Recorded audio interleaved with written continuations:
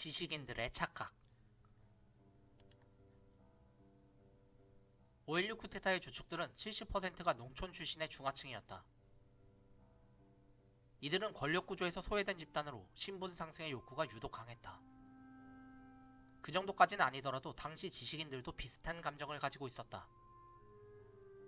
사실 60년대 초반 한국 사회는 사회 전반적으로 불만이 팽배하고 있었다. 근대 사회의 시작과도 같았던 50년대의 지식인들은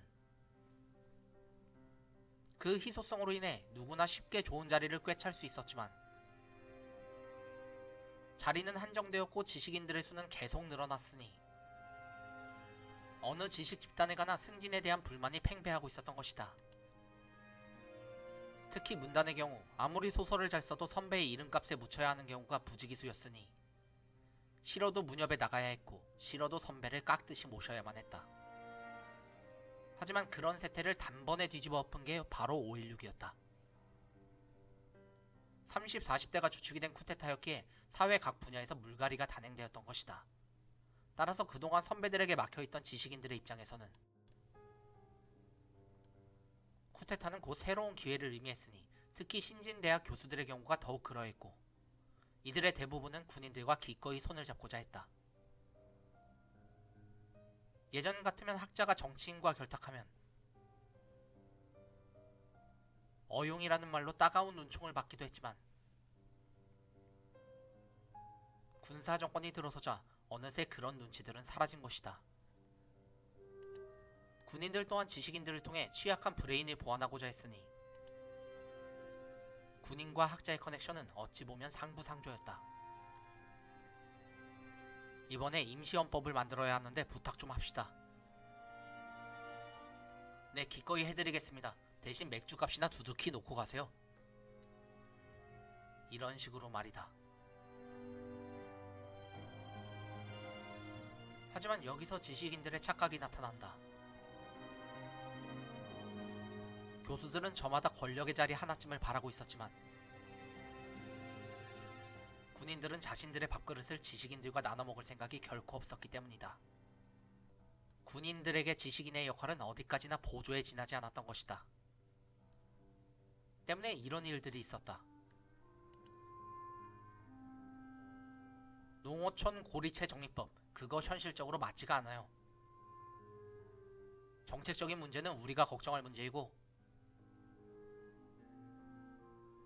교수들은 그저 법조문과 체계가 제대로 짜여 있는지 여부만 봐주면 됩니다. 심지어 한 장성은 대학 교수들이 모인 곳에서 이런 말까지 했었다. 여러분들은 국회의원이 되지 못해서 여태 교수 노릇이나 하고 있는 거 아니오. 장준하의 착각.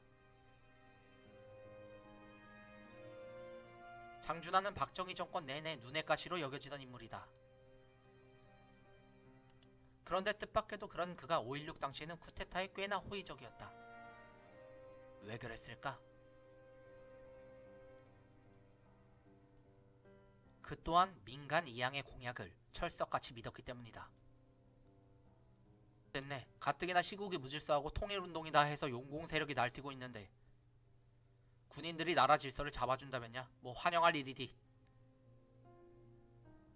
그러나 장준하는 곧 군사정부에 대한 호의적인 기대를 버리게 된다.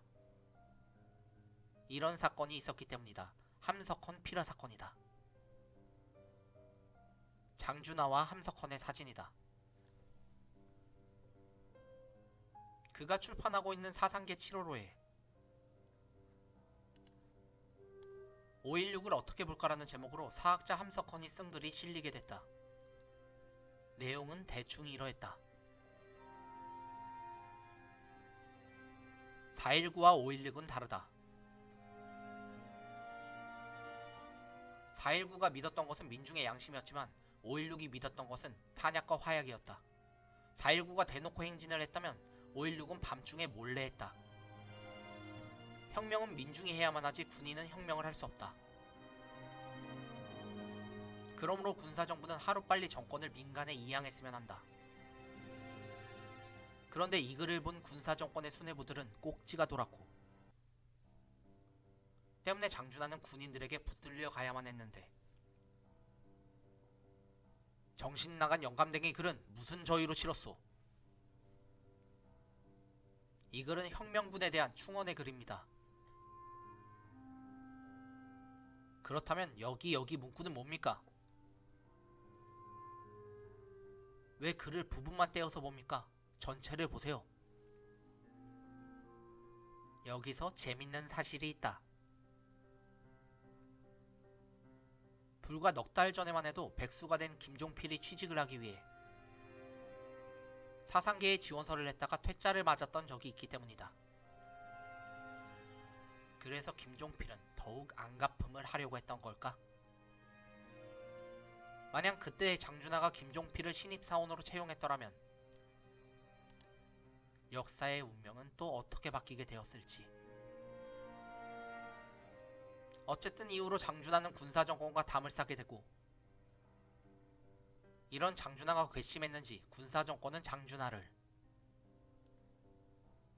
부패 언론인으로 지목해서 시도 때도 없이 출판사를 탄압하게 된다.